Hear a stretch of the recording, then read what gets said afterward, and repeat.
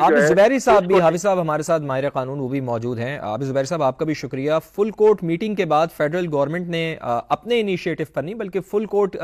کی میٹنگ کے بعد یہ کمیشن بنایا تھا، تو یقیناً اٹارنی جنرل آف پاکستان تو اس کی مخالفت بھی کریں گے کہ 184(3) کے تحت یہ ایکسرسائز نہیں کی جا سکتی۔ از خود نوٹس کے اوپر کیا کہیں گے آپ عابد زبیری صاحب؟ پہلی بات تو میں بڑے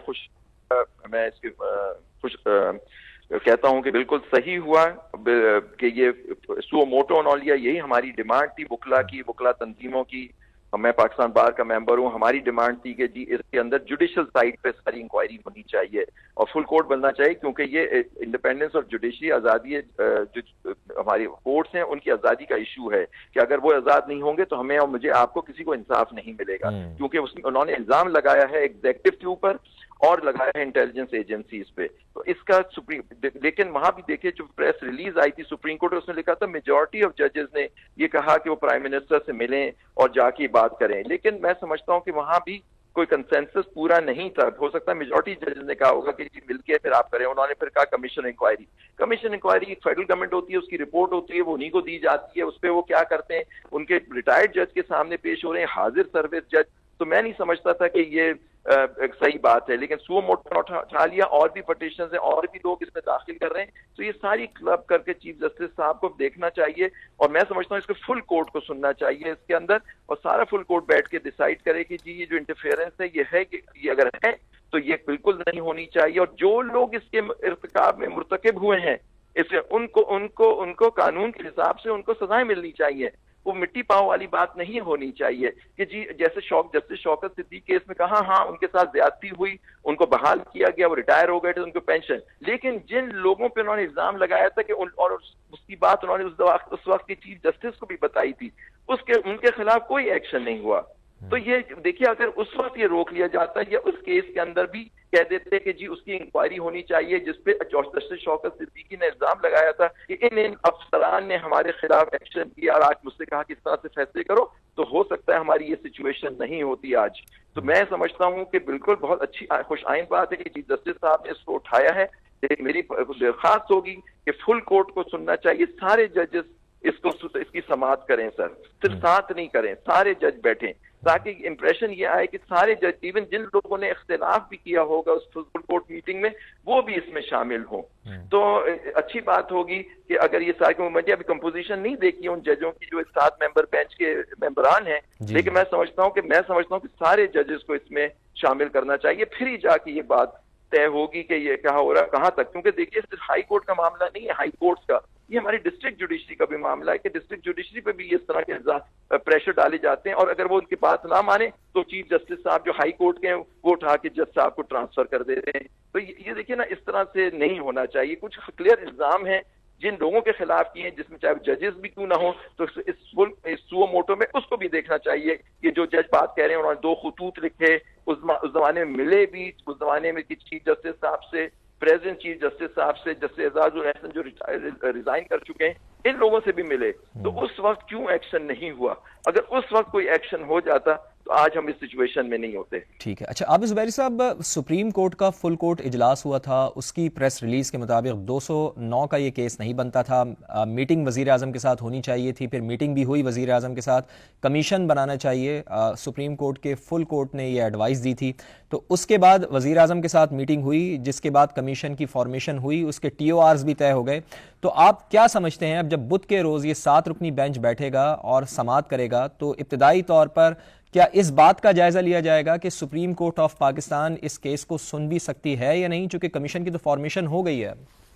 اب دیکھیں سو موٹو انہوں نے اٹھایا ہے، ہو سکتا ہے گم کی طرف سے یہ آبجیکشن آئے کہ جی آپ اس کی سنوائی نہیں کر سکتے، لیکن یہ معاملہ انڈیپینڈنس اور جوڈیشری ایکسیس ٹو جسٹس کا ہے اور ججوں کی آزادی کا ہے کہ وہ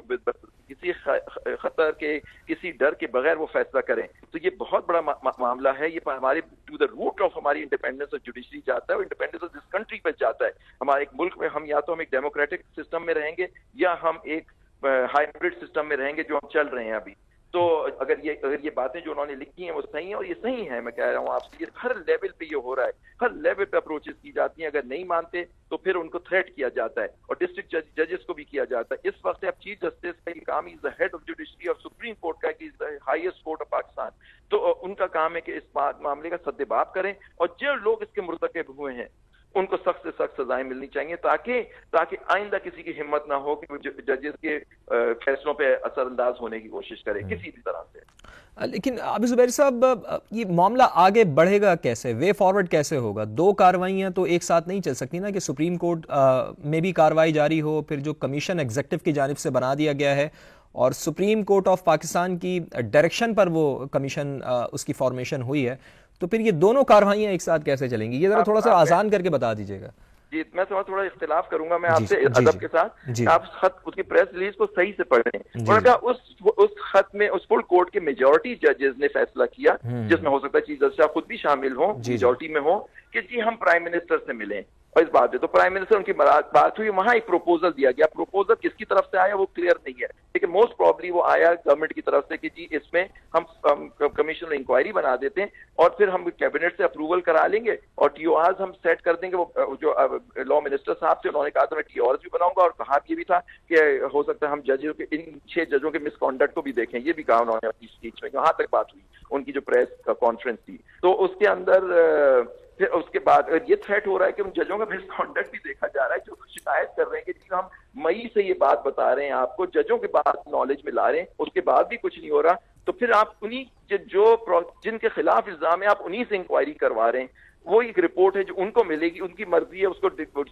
دکھائیں نہیں دکھائیں۔ تو میں سمجھتا ہوں یہ فل جو یہ سو موٹو انہوں نے لیا، وہاں دیکھنا ہے کہ بدھ کو کیا کرتے ہیں چیف جسٹس صاحب کی سربراہی میں جو کورٹ ہے وہ کیا کرتا ہے اس کے اندر، تو اس پہ دیکھنا پڑے گا ہمیں کہ اگر وہ اس کو دیں تو ہو سکتا ہے کمیشن انکوائری کو پھر رک جانا چاہیے۔ اگر سو موٹو سپریم کورٹ کے ہائیسٹ لیول پہ یہ چیز اٹھا لی تو اسی چیز کی انکوائری پھر ایک ریٹائرڈ جج اور کمیشن کیسے کرے گا؟ ٹھیک ہے۔ اچھا، ایک چیز اور بھی ذرا میں آپ سے عابد زبیری صاحب سمجھنا چاہتا ہوں کہ اس کے آپ کیا سمجھتے ہیں کہ اگر یہ کاروائی کنٹینیو رہتی ہے، از خود نوٹس کے اوپر سماعت ہوتی ہے اور سپریم کورٹ آف پاکستان یہ ڈیسائیڈ کرتی ہے، جس طرح آپ نے بھی فرمایا کہ کمیشن کی جو کاروائی ہے، جو انکوائری کمیشن بنایا گیا ہے، اس کو روکنا چاہیے اور سپریم کورٹ آف پاکستان کی یہ کاروائی آگے بڑھنی چاہیے، آپ کیا سمجھتے ہیں کہ پاکستان کی جوڈیشری کے اوپر اور پھر آنے والے وقت کے لیے اس تمام تر کاروائی کے کیا کوئی دور رس اثرات مرتب ہو سکتے ہیں عابد زبیری صاحب؟ میں تو سمجھتا ہوں بالکل ہے، یہ وقت آ گیا ہے کہ دودھ کا دودھ اور پانی کا پانی ہونا چاہیے۔ اگر اس طرح کی انٹرفیئرنس، دیکھیے ہمیشہ پولیٹیشینز بھی کہتے رہے، وکلا بھی کہتے رہے کہ ہر لیول پہ انٹرفیئرنس ہوتی ہے لوگوں کی، اور ہمارے پولیٹیشینز بھی اس کا شکار رہے، ججز بھی اس کا شکار رہے، شوکت صدیقی صاحب، نواز شریف صاحب، عمران خان صاحب، آپ سب پہ دیکھیے جو ہمارے پولیٹیشینز ہیں، اور زرداری صاحب، شہید بے نظیر بھٹو صاحبہ، سارے پولیٹیشینز کے خلاف فیصلے آئے،